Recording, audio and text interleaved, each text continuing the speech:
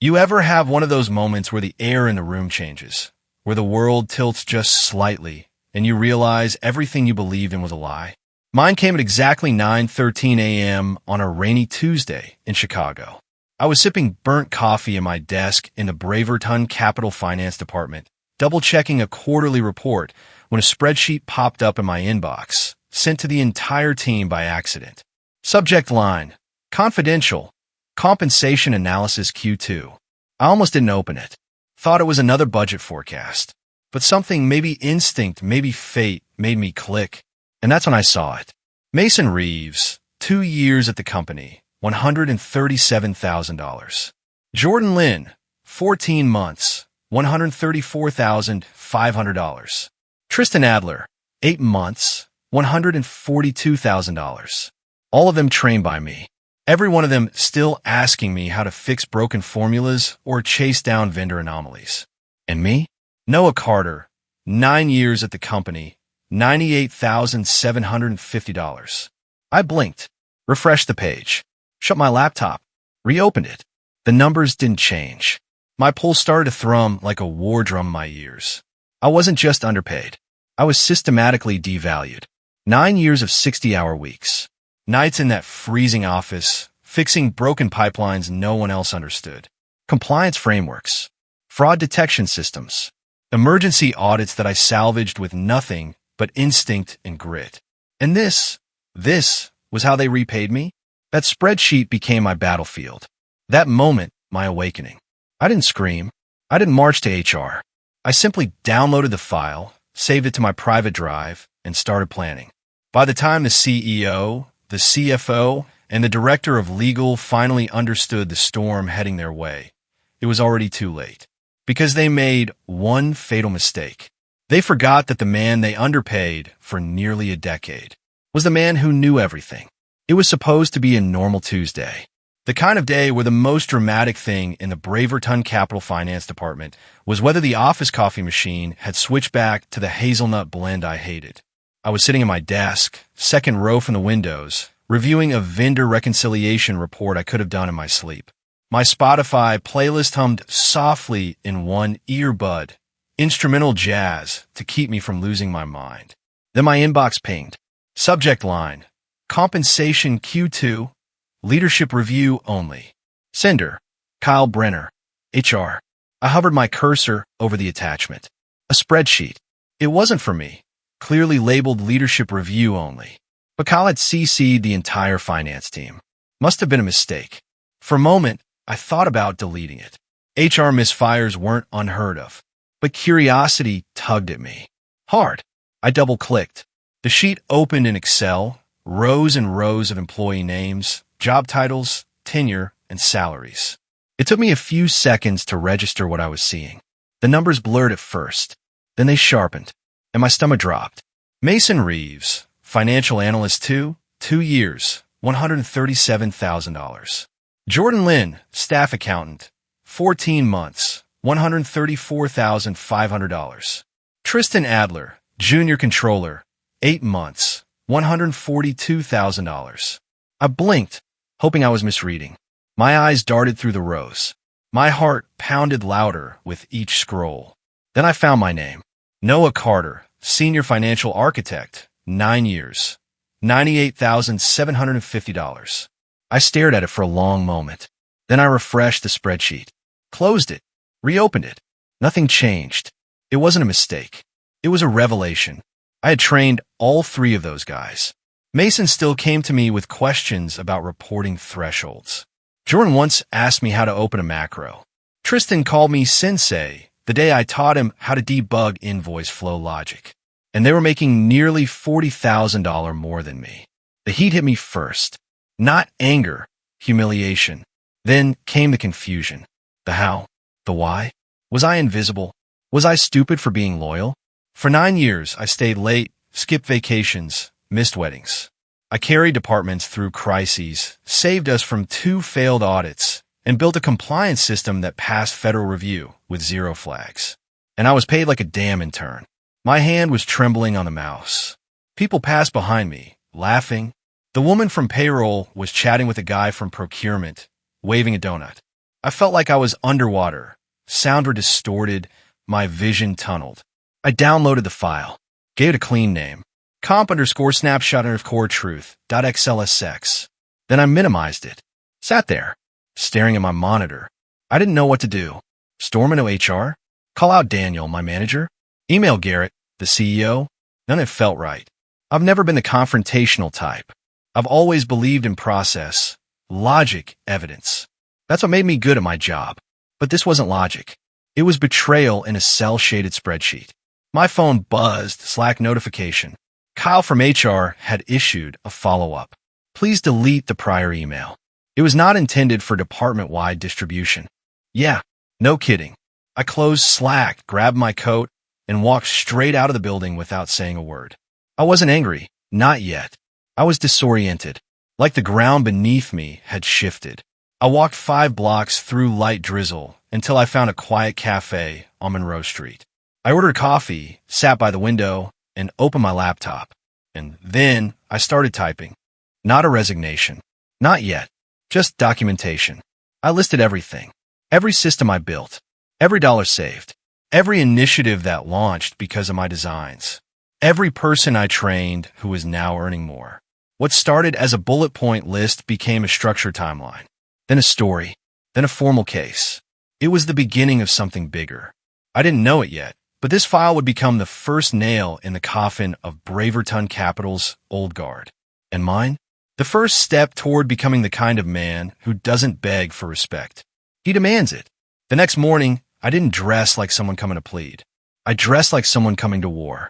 Charcoal gray blazer, white button-down shirt, no tie, clean shave, calm exterior. Inside, I was coiled steel. In my hand was a leather-bound folder. 43 pages. Meticulously laid out timelines, metrics, screenshots, system maps, testimonials, recognitions. I titled it, Institutional Value Assessment, Noah Carter. I walked into the Braverton Capitol building at 7:12 a.m. Security barely glanced up. I was always the early bird. Today, I wasn't here to work. Garrett Wilson's office, on the 32nd floor, had floor-to-ceiling glass walls, minimalist furniture, and the cold precision of a man who built his image out of arrogance and Armani. His assistant's desk was empty. Perfect. I walked into his office without knocking. I placed 3 items on the center of his pristine desk. 1, my resignation letter. 2, an offer letter from Horizon Equity, $145,000 base, full benefits. 3, my report, centered and closed, like a gift wrapped in consequence. Then I walked back to my desk, as if it were just another day. At 9:31 a.m., my phone rang. His extension. I picked up, Noah Carter. Garrett's voice was taut. Can you step into my office? Bring whatever you need. I took my time, grabbed my notebook, walked across the floor, slowly, deliberately. People were whispering now. The spreadsheet was still doing quiet damage in inboxes. When I stepped into his office, I found not just Garrett, but Daniel from finance, Kyle from HR, and Lauren Sharp, the company's COO. Close the door, Garrett said. I did. They all looked like they hadn't slept. The report lay open in front of Garrett, flagged with sticky notes. He tapped it with 2 fingers. This is impressive. I nodded. It's just the facts. Kyle cleared his throat. There appears to be some misunderstanding about compensation. No misunderstanding, I said flatly. I've worked here for 9 years. I trained half the people on that spreadsheet, and I get paid like I just walked in last year. Daniel shifted in his chair. We've discussed this before, Noah. The market changed. For everyone but me. Silence. Garrett leaned forward, fingers tented. So what do you want? I looked him in the eye. 3 things. His eyebrows lifted.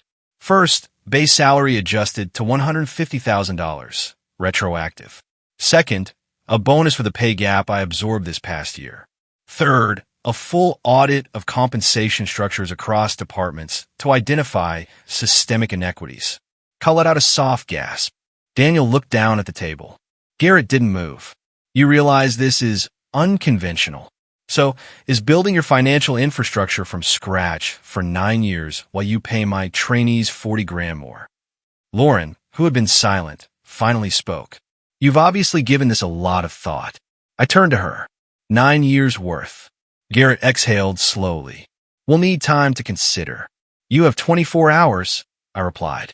Otherwise, the resignation stands. My transition plan is in the final section of that report. 60 days of documented knowledge transfer.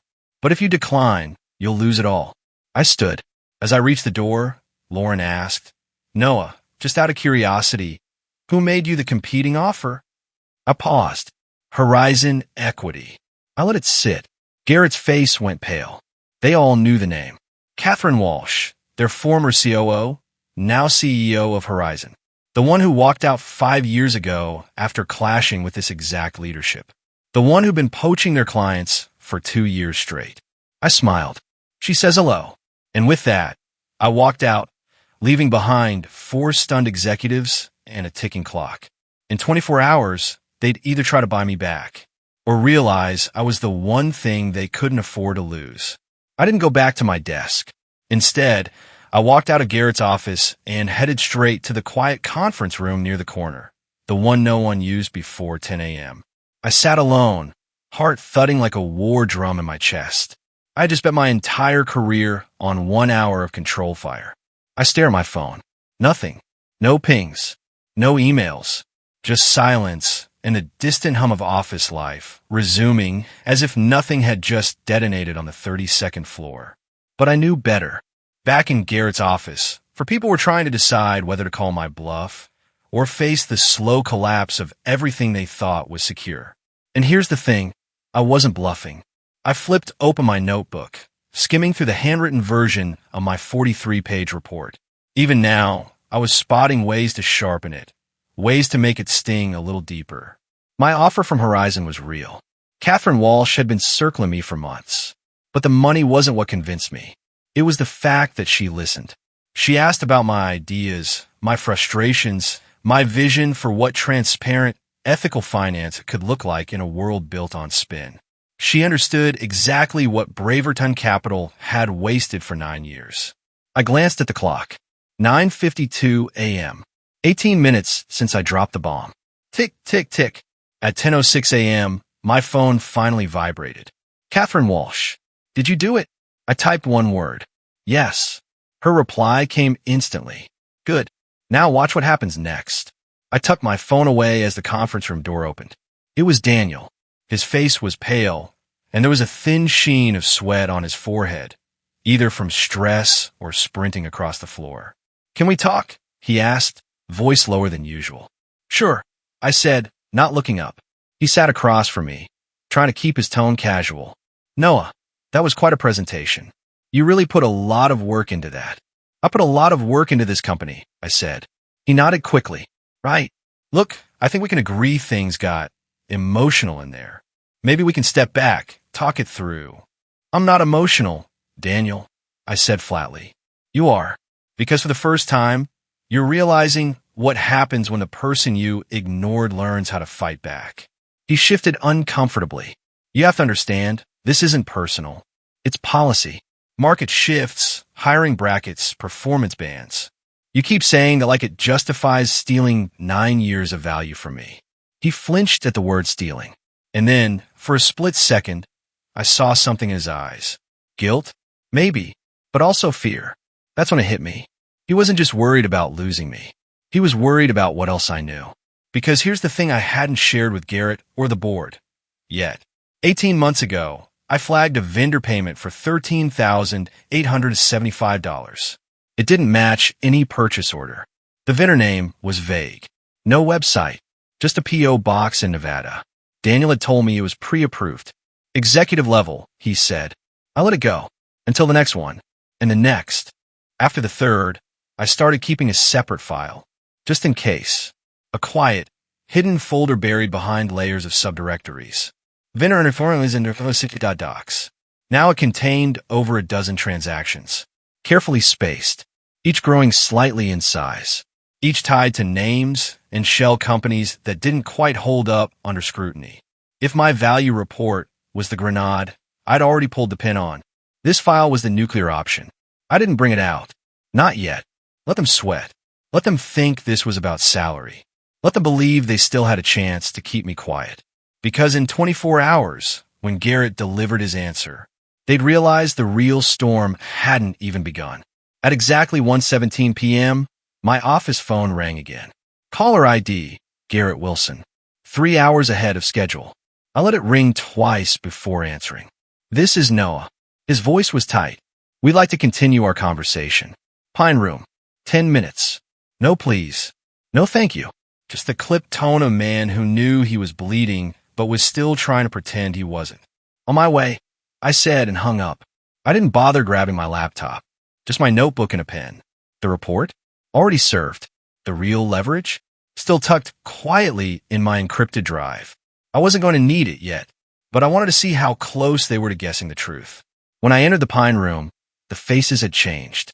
Garrett sat at the head of the table, flanked by Daniel and Kyle as before, but now joined by Thomas Whitaker, chief legal counsel. The presence of a lawyer changed the air. Please, Noah, Garrett gestured. Take a seat. I sat slowly, placed my pen precisely above my notebook, and waited. Garrett cleared his throat, visibly forcing a smile. We've reviewed your document, thorough, as expected, and we'd like to make you a counteroffer. He nodded to Thomas, who slid a folder across the table. I opened it.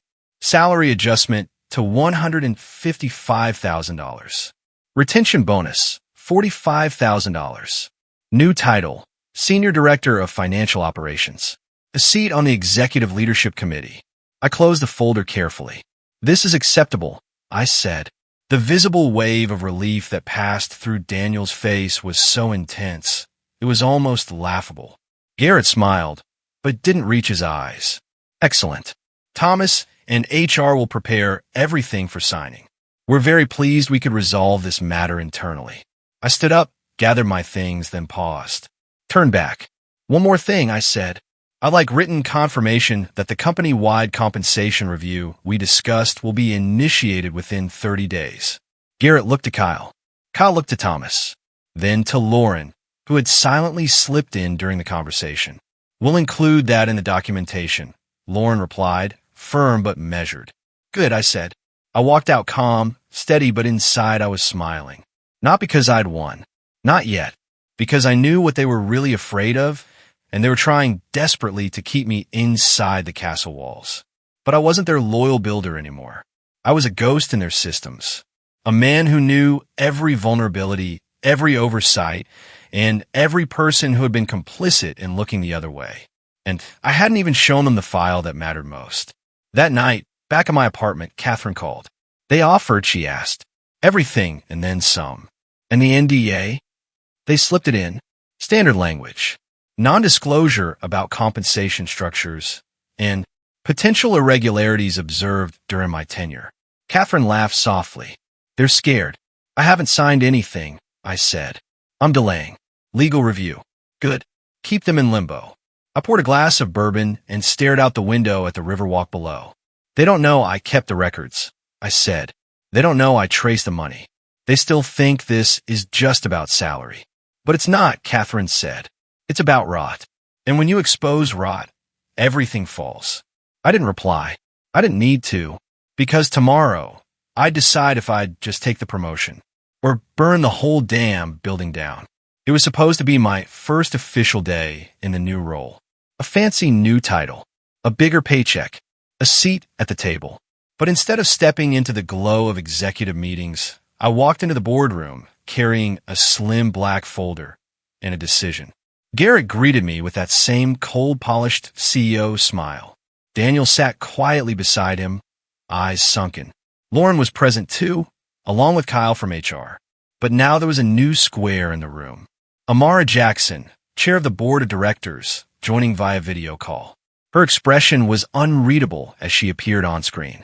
Mr. Carter, she said, I understand today we're finalizing your executive appointment. Actually, I said calmly, placing the folder on the table, there's something I need to share first. Garrett shifted. Noah, your documents have already been processed. This isn't about compensation. I opened the folder and distributed copies of a 15-page document. On Amara's screen, the digital version uploaded. The title read, Fraudulent Vendor Transaction Analysis, 3-year pattern.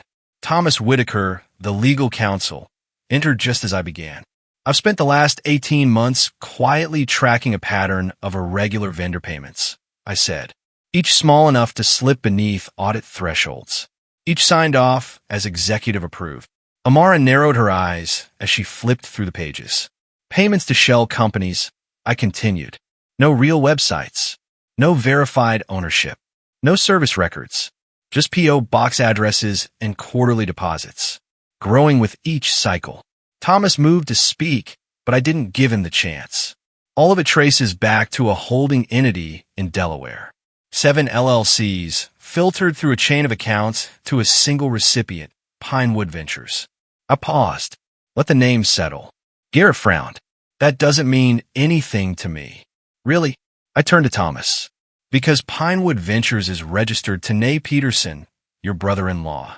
The signature on the formation documents matches the one on your marriage certificate.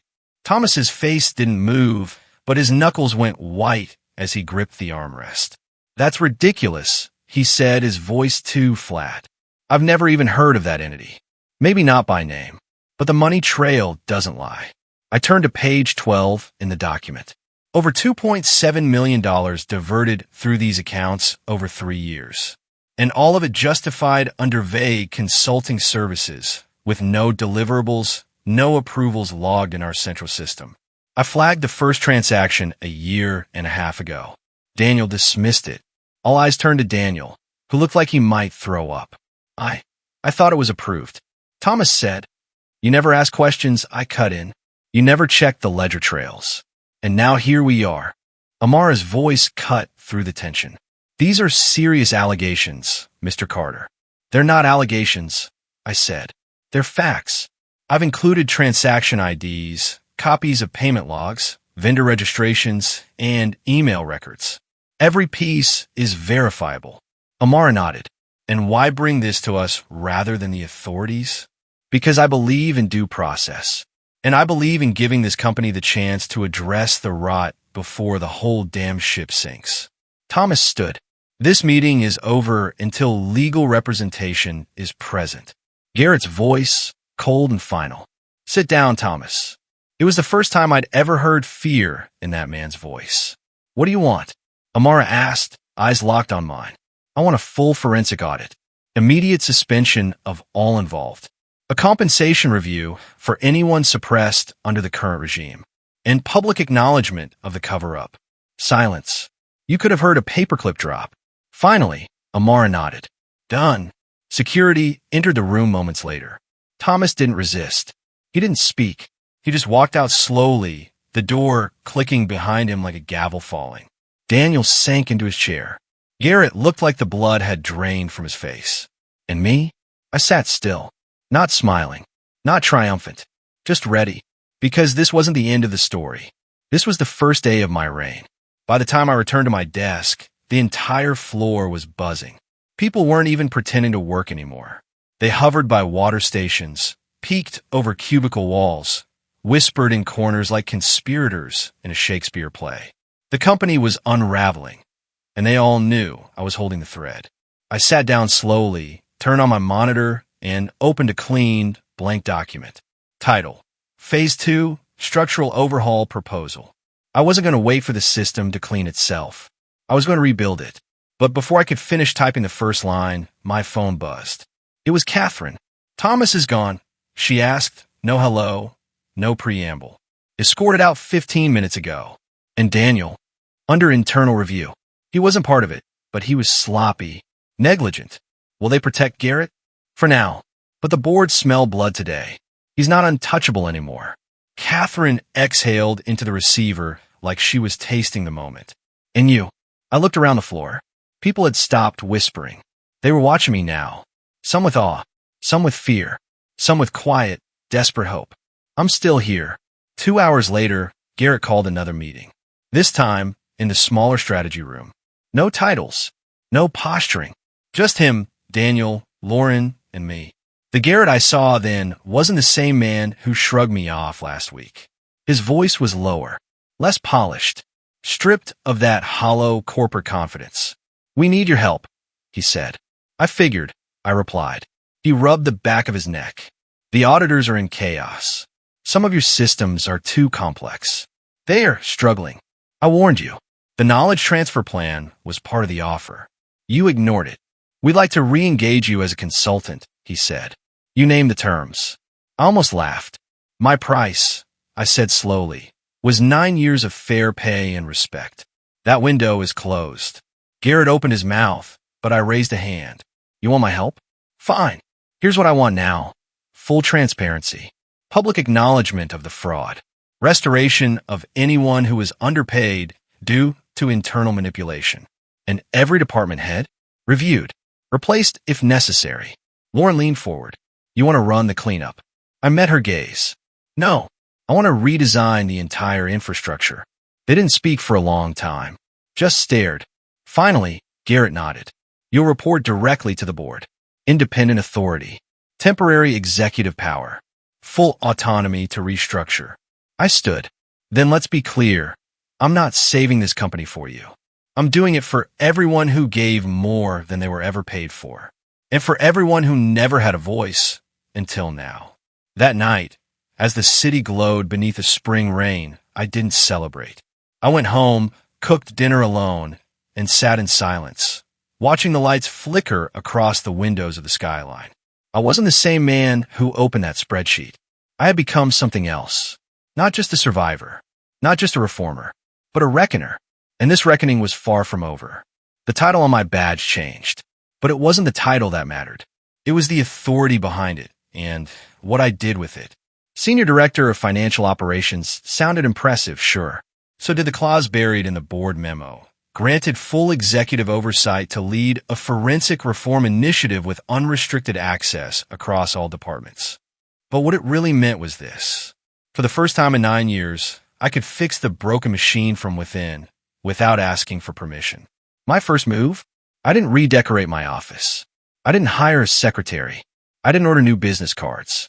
I called a meeting, not with the board, not with Garrett, with the underpaid, every analyst, every back-end technician, every long-timer who'd been left behind while the new hires leapt forward. I booked the multipurpose hall, no cameras, no scripts. I walked in alone, no tie, rolled up sleeves, a flash drive in one hand. They stared as I took the stage. Some clapped. Some didn't know what to think. I plugged in the drive and pulled up a slide deck. Slide 1. The cost of your silence. Gasps rippled, because on screen were real numbers, real disparities. Dozens of names, blurred for privacy, showing how people were undervalued by as much as $52,000 per year compared to newer hires in similar roles. No manipulation. No sugarcoating. Just truth. I was one of you, I said. I sat at a desk like you. I trained people who made more than me. I stayed silent, thinking loyalty would eventually be rewarded. Pause. It wasn't. Until I forced them to listen. The room was dead quiet. Then I unveiled the second slide. New framework. Equal pay for equal contribution. I laid it out. A tiered, transparent pay scale. Real-time contribution tracking. Quarterly compensation review. Anonymous appeals process. Back pay review for anyone who had been frozen out of raise cycles without cause. This wasn't theory. I'd already pushed it through the board.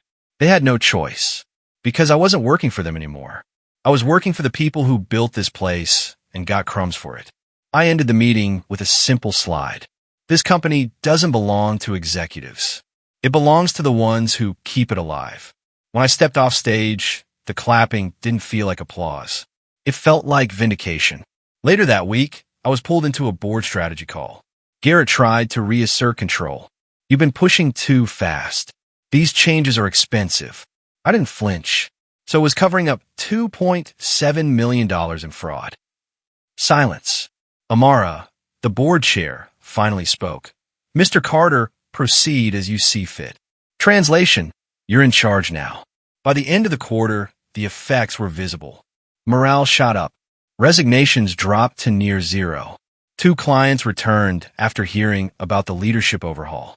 And for the first time in years, nobody whispered behind closed doors. They spoke out loud and were heard. And yet, I wasn't done, because buried in the back of my desk drawer was a folder labeled "The Next Strike," and I had a list. Names. Companies. Other places with silent fraud, silent underpayment, silent talent waiting to rise. Because this wasn't just about Braverton Capital.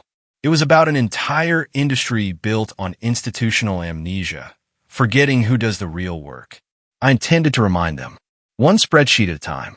I left Braverton Capital exactly 93 days after the spreadsheet hit my inbox. No press release, no farewell party, no golden boss plaque with my name on it. Just a clean desk, a packed messenger bag, and one final look over the open floor where I'd spent nearly a decade. They tried to convince me to stay. The board offered a seat, permanent this time. Stock options, a performance bonus that would have made me blink 6 months ago. But I said no, because while I had reshaped the systems, I no longer trusted the roots. This company wasn't mine to fix anymore. I had done what I came to do. Now it was time to build something from scratch. I took the elevator to the lobby. Catherine was already waiting outside, leaning against a black Tesla, coffee in hand. She didn't say a word as I approached, just handed me the cup and nodded toward the passenger seat. I got in. We didn't speak until we were halfway out of downtown. "You ready?" she asked. I looked out the window at the city I'd fought tooth and nail to wake up. "Yeah," I said. "I'm ready." Her firm, Walsh Equity Systems, wasn't flashy. Yet, it operated out of a renovated warehouse in Fulton Market. Exposed brick, steel beams, big windows. It felt alive, unfiltered, unapologetic. Within the first week, I was given full rein to design the finance division. No layers of approval, no shadow policies, no silencing clauses. I created a culture from day one. Transparent pay scales. No salary negotiations. Everyone gets what they deserve. Mandatory quarterly reviews. Cross-training between departments to prevent knowledge bottlenecks. And an anonymous red flag submission system reviewed by me directly. By month 3, we had stolen 3 major clients from Braverton. By month 6, we were featured in Forbes for our radical transparency and employee retention rate. By the end of the year, we had doubled in size.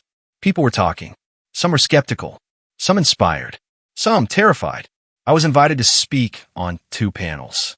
Catherine did 3 podcasts. Our LinkedIn inboxes were filled with resumes not from fresh grads, but from veterans, the quiet warriors from other firms who were tired of being invisible. They didn't want ping pong tables or free kombucha. They wanted what I had once begged for: recognition, dignity, and fairness. And I gave it to them. One morning, months after I'd left Braverton, my phone rang. Unknown number. I picked up. "No, it's Garrett." I didn't respond. "Our audit team is having trouble with some of the financial systems you built." I almost laughed. "My methodology," I said, "was fully documented in the knowledge transfer plan you ignored. We'd like to bring you on as a consultant. Name your price." I paused. Let him feel the silence. My price was being valued for the last 9 years. That window's closed. Then I hung up, blocked the number, and went back to reviewing a proposal for a new client who just left a competing firm after discovering a salary discrepancy between identical roles exceeding $60,000. Sound familiar? Because the truth is, what happened at Braverton wasn't unique. It was standard, and I was done accepting standards that benefit the top 1% while burning out the 99 who make it all possible. Now, I wasn't just building a company. I was building a blueprint, and the old guard, they could either follow it or drown trying to fight it. It started with a LinkedIn post, just a single paragraph. No hashtags, no graphics, no clickbait formatting. 9 years ago, I thought loyalty would lead to recognition. Instead, it led to exploitation. Today, I lead a company that values transparency over politics, results over optics, and integrity over silence. If you've ever been told to just wait your turn while others leapfrog over you, don't. Know your worth, or someone else will define it for you. I want to grab a coffee. By the time I came back, it had over 6,000 shares. Within 2 weeks, I was getting invited to speak at events, mentor mid-career professionals, consult for organizations trying to clean their own house before someone like me blew it open from the inside. But I wasn't chasing exposure. I was chasing impact. At Walsh Equity, We expanded our open compensation model across all departments, hired former whistleblowers, built training programs around ethical reporting and corporate accountability. And when larger firms asked to license our framework, I made it free because this wasn't about profit anymore. This was personal. Every time I spoke on stage, I could see them in the audience, the quiet ones in the back row. The overqualified, underpaid, overlooked, overworked. The Noahs from 2 years ago. And every time, I looked them straight in the eye and said, loyalty isn't a personality trait. It's a negotiation. Never sell it cheap. Braverton Capital? They survived. Barely. Garrett was quietly removed by the board. Daniel got demoted. The company was eventually acquired by a competitor at half its previous valuation. And when news of the embezzlement investigation leaked to the media, no PR spin could bury the truth. The system they tried to protect had imploded from the inside. And me? I moved on. Not because I forgot what they did, but because I refused to let them define the ceiling of my story. I now lead a team of 70.